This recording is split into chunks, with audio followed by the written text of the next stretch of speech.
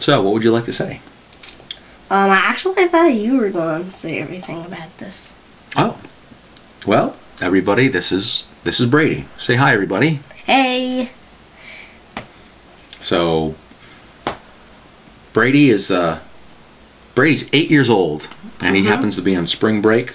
So he's on spring break from school, and Daddy took the week off of work, and Mommy and Brady's sister are on a trip together, and it's just guys week, so we're having a good time. We're doing all kinds of fun stuff this week. Make sure to check out Frank and Brady's channel, which is... That's right, Brady has his own channel, so it's Frank and Brady. Kind of like Frankenstein, but Frank and Brady. And so you play games and video games, and we document all the fun stuff that you do, right? So if Daddy's got a video channel, Brady's going to have a video channel too, right? All right. So say bye to everybody. Bye. Thanks for watching. I wanted to come out with a just a brief video having to do with the topic of the memorial. And one of the things that I've tried to do as I put out different videos is to just kind of document my own journey from being an active witness to fading away many years ago. And one of the things that always kind of stayed in my psyche is that every year, about the time of the memorial, somebody that I knew that was still an active witness, and in most cases it was my family, always made sure that every year as the memorial season approached, they were letting me know, so the memorial is going to be at the following date, Curtis. And so the implication there, when they would say that, is we sure hope that you can attend. When you take a look at the statistics for memorial attendance that's published by the organization, you notice that even though, for an example, there's just over 8 million active witnesses, that you'll see something along the lines of 20 million people attend the memorial, which leads me to believe that there are plenty of people that, even though they are not active, they're still mentally in. So there's still some fragment of that programming that still remains, that makes people feel that attending the memorial is something that, at least if I do that, somehow I'm still in good graces with God.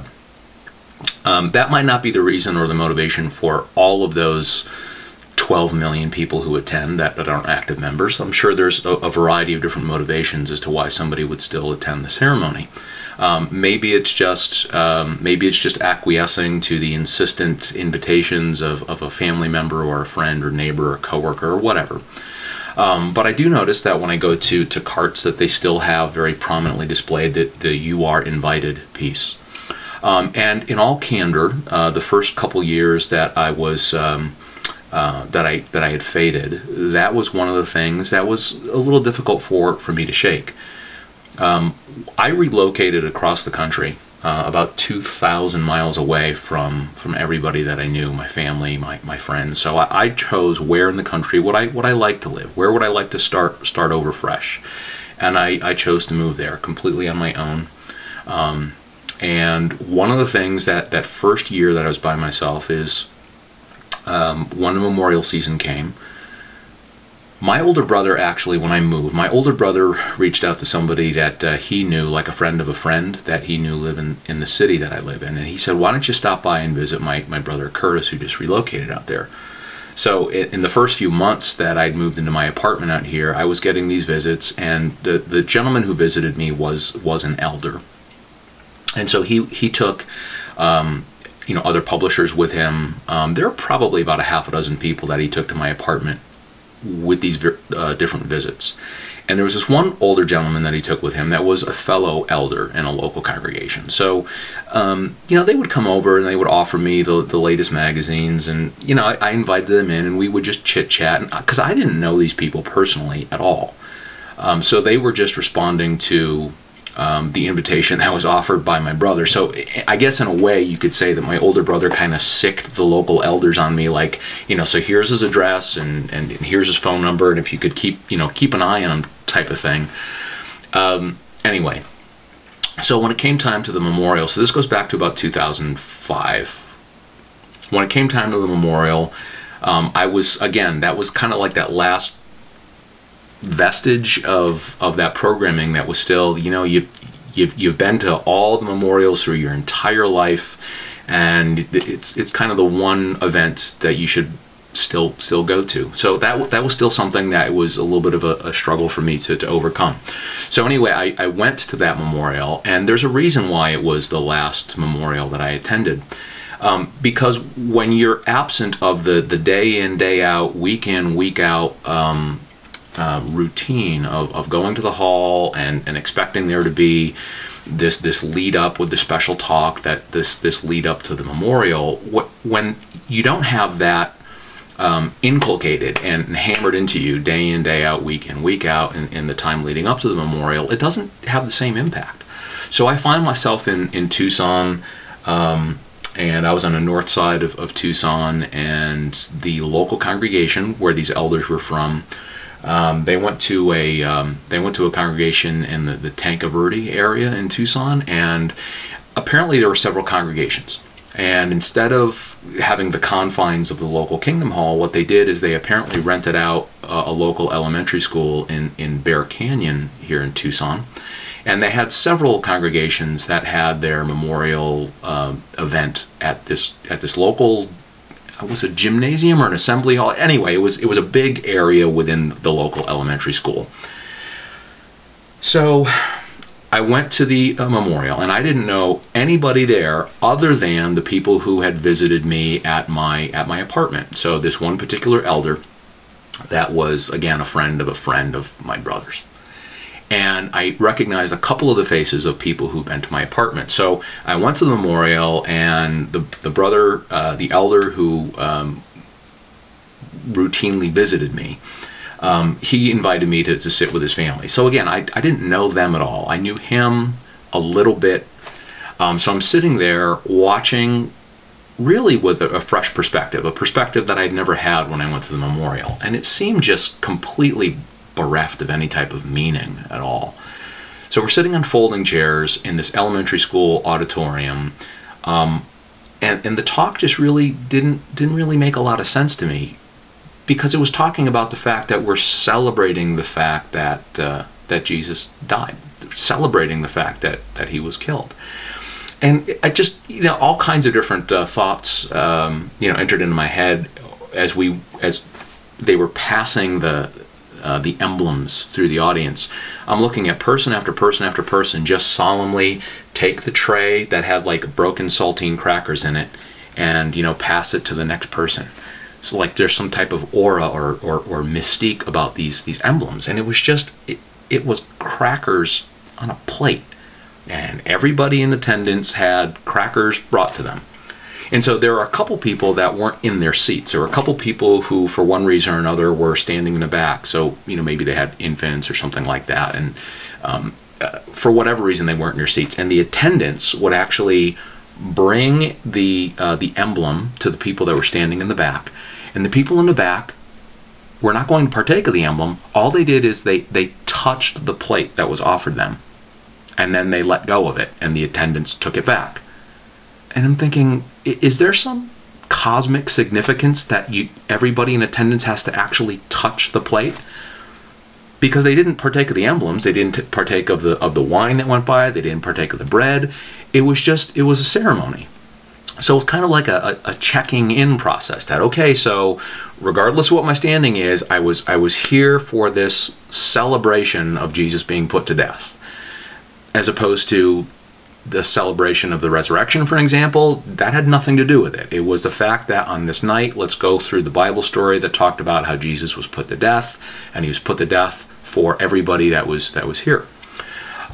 So anyway, the whole ceremony seemed like it was just ceremonial in nature. Nothing really seemed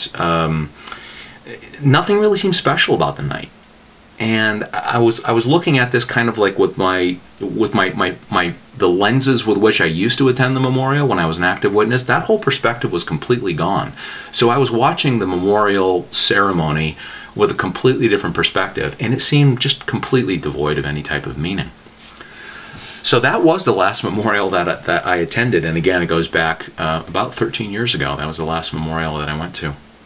As I was leaving that elementary school here, I happened to notice that older of the two elders that had been to my apartment on a couple of occasions.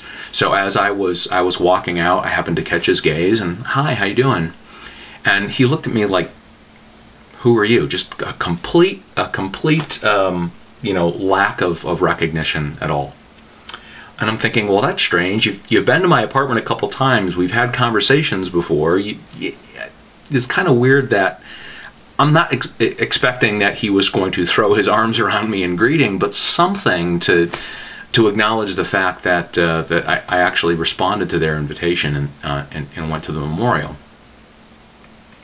So anyway, I'm thinking, well, I feel kind of silly now because I'm saying hi to this guy and I'm getting a whole lot of nothing in response. Oh, fine. So I go out to my car, and just as I'm getting to my car, I hear "yoo-hoo," and I turn around and look, and sure enough, there's this elder who I guess he finally recognized. Oh, I knew that guy from somewhere. So he's running back out, "Hey, how you doing?" and clapping me on the back and just trying to be all type of engaging. And I couldn't help but think to myself, so which was the more authentic response? Is this the authentic response, or is what I got back in the building the authentic response? It kind of sat weird with me. And no, I'm not trying to read more into it than is necessary. I meet plenty of people, and just because I can't immediately place who the individual is that I'm talking with, I get that. That's a human experience. But it just seemed very much like a put on. The way that I was approached outside over near my car. So in the years since 2005, what I found is that this experience of, you have, like with witnesses, like 8 million active witnesses, but yet you have 20 million people that, if we are to believe the reports, about 20 million people attend the memorial. And this is not unique to witnesses.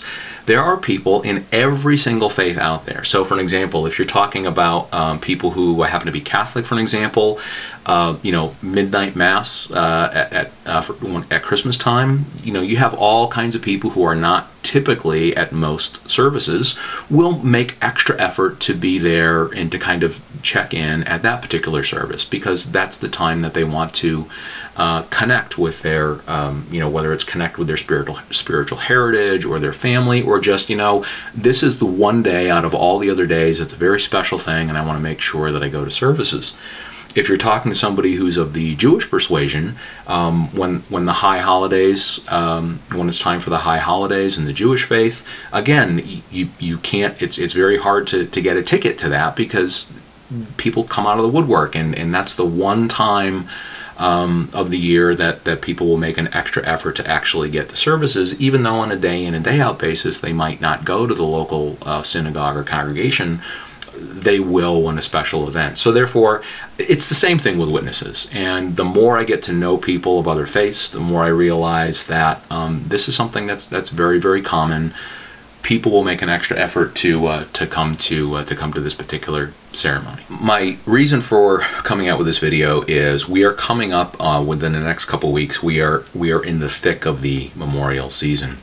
So if you are in the process of fading, and you find that this is one of the more difficult times of year to maintain your fade, just understand that it's something that it's not unique to the witnesses for there to be more people attending these special events than otherwise. I don't really if you enjoy attending the memorial and it still has some, if it still resonates with you and it offers you meaning, and you feel that you're being respectful to your beliefs by attending, absolutely. But it would be interesting to at least be conscious as you're going to that service, to just be conscious of, is the way that you perceive that that event any different now that you faded than it used to be in the past? And if so, how is it different? Because really, if you think about the history of the witnesses, up until the 1930s, the memorial was very, very different. Because the whole teaching that exists today of there being a secondary group You know, people who have no business partaking of the emblems, people whose eternal destiny is that of being in this earthly other sheep class. Back in the 20s and back in the 30s, that was not something that was was taught. It wasn't until the mid 30s really that really became to be in vogue. So to think about the time that within the last century, that there used to be a time at these same events that the majority of people in the audience would actually be partaking, and the fact that now in most congregations around the world nobody partakes. So it's very much a completely different scene than it might have been in the past. So if you're just going to check in just to make somebody else happy, again, if you want to do that's certainly fine. But I just wanted to document that in my experience, there's a reason why my last memorial service, commemorating the memorial, there's a reason that my last one was the last one, because it really didn't have any meaning in the way that it's kind of touted or positioned to the public. So in closing, what I'd like to say is thank you very much for your viewership. I appreciate the very kind comments that have been left recently, and if you watch these videos and you have a different opinion, you're certainly I don't hold that against you. You don't have to agree with me. It's nice to know that there are other people as they go through their fading experience and you know, as they do further research. Sometimes they come to the same conclusions I have. Sometimes they haven't, and we disagree, and that's perfectly fine as well. But I enjoy the fact that anybody takes any time out of their day to at least consider this opinion. And if this opinion that I'm putting forth is helpful, that pleases me very much.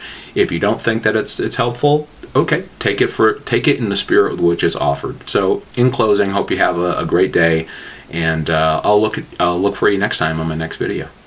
Thanks again for watching. Have a great day. I'm free.